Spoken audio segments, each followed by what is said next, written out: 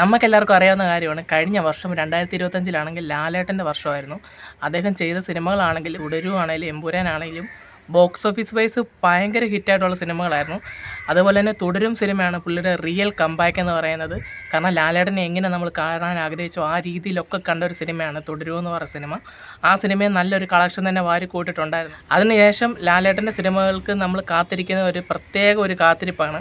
അദ്ദേഹത്തിൻ്റെ ആ ഒരു തിരിച്ചുവരവിന് ശേഷമായതുകൊണ്ട് അങ്ങനെ വെച്ച് നോക്കുമ്പം ഈ വർഷമാണെങ്കിലും പുള്ളിയുടെ പുറത്തിറങ്ങാൻ പോകുന്ന സിനിമകളാണെങ്കിലും ഭയങ്കരമായിട്ടുള്ള പ്രതീക്ഷകളായിട്ടുള്ള സിനിമകളാണ്.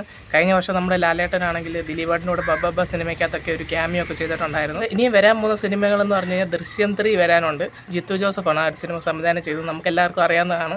അതേപോലെ തന്നെ പാട്രിയായിട്ട് വരാനുണ്ട്. അത് നമ്മുടെ മമ്മൂക്കയും ലാലേട്ടനും ഒക്കെ ഒരു കേന്ദ്ര കഥാപാത്രമായിട്ട് വരുന്നൊരു സിനിമയാണ്. ലാലേട്ടൻ്റെ ഒരു എക്സ്റ്റെൻഡഡ് ക്യാമിയോ റോളാണ് ആ ഒരു പടത്തിലെ. പുള്ളിക്കാരന് വേണ്ടി മാത്രമായിട്ട് ഒരു കിഡിലെ ഫൈറ്റ് സീനൊക്കെ ആ പടത്തിലുണ്ടെന്നൊക്കെ നമ്മളിങ്ങനെ കേട്ടിരുന്നു. രാത്രിയിൽ നൈറ്റ് ഷൂട്ട് ഉണ്ടായിരുന്നെന്നൊക്കെ.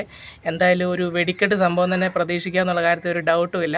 കുറേ നാളിന് ശേഷമാണ് ലാലേട്ടനും മമ്മൂക്കയും ഒരുമിച്ച് ഒരു സിനിമയിൽ വരുന്നത്. അത് നല്ല രീതിക്ക് തന്നെ വരുവാണെങ്കിൽ ഉറപ്പായിട്ടും എല്ലാ കളക്ഷനും കാര്യങ്ങളും എല്ലാം തൂക്കാനുള്ള സാധ്യതയുണ്ട്. ടീസർ വന്നത് അത്ര ഇമ്പ്രസീവായിട്ട് തോന്നിയില്ലെങ്കിലും ഇനിയുള്ള അപ്ഡേറ്റ് കാര്യങ്ങളൊക്കെ നല്ലതായിട്ട് വരുവാണെങ്കിൽ ഉറപ്പാണ് ആ ഒരു ഹൈപ്പിൽ തൂക്കും എന്നുള്ള കാര്യത്തിൽ ഒരു ഡൗട്ടും ഇല്ല. ലാലേട്ടൻ്റെ 365ാമത്തെ ചിത്രം അത് സംവിധാനം ചെയ്തത് നമ്മുടെ തരുൺ മൂർത്തിയാണ്. തരുൺ മൂർത്തിയെ നമുക്കെല്ലാവർക്കും അറിയാം. തുടരും സിനിമയിലൂടെ അദ്ദേഹം സംവിധാനം ചെയ്തൊരു കിടില ഹിറ്റ് തന്നെയാണ് ലാലേട്ടന് കൊടുത്തത്. നമ്മൾ എങ്ങനെയാണോ അദ്ദേഹത്തിനെ കാണാൻ ആഗ്രഹിച്ചത് ആ സിനിമയിൽ കാണിച്ചു തന്നൊരു പടം തന്നെയാണ് തുടരും എന്ന് പറഞ്ഞ സിനിമ.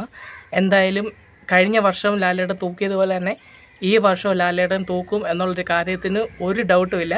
പിന്നെ ഈ പറഞ്ഞ സിനിമകളിൽ നിങ്ങൾ ഏറ്റവും കൂടുതൽ കാത്തിരിക്കുന്ന സിനിമ ഏതാണെന്നുള്ളത് നിങ്ങൾ കമൻറ്റ് ചെയ്യുക. പിന്നെ ഇത് കൂടാതെ ജയിലർ പോലുള്ള വലിയ വലിയ സിനിമകളിലാണെങ്കിൽ പുള്ളിയുടെ ക്യാമിയോ റോളും ഉണ്ട്. ജയിലറിനകത്തെ ക്യാമിയോ റോളൊക്കെ നമുക്കറിയാവുന്നതാണ്.